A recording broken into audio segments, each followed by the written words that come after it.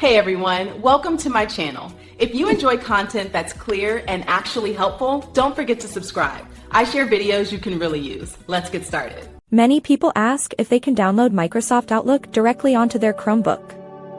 It's a common question because Chromebooks run a different operating system than Windows or Mac. So, the short answer is, you generally cannot download the traditional desktop Outlook application you're used to from a PC or Mac.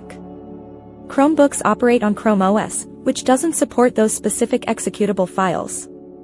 However, this doesn't mean you can't use Outlook on your Chromebook effectively. There are excellent solutions. The primary and often best way is to simply use the web version of Outlook.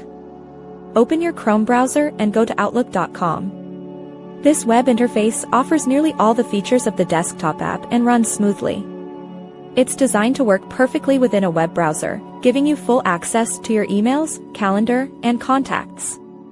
Another great option, especially for newer Chromebooks, is using the Outlook Android app.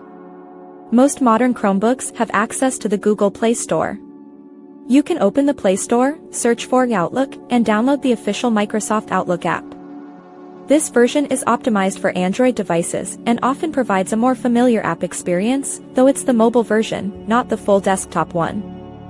Finally, you can make the web version feel even more like an app by installing it as a progressive web app, or PWA. When you're on Outlook.com in your browser, look for an install icon in the address bar, usually a small monitor with an arrow. Clicking this will install Outlook as a PWA, allowing it to open in its own window, separate from your browser tabs, making it feel just like a standalone application. So, while a direct download of the classic desktop app isn't possible, you have multiple fantastic ways to stay connected with Outlook on your Chromebook. Thanks so much for watching. If you liked the video, tap the thumbs up, hit subscribe, and ring the bell so you don't miss anything new. See you next time.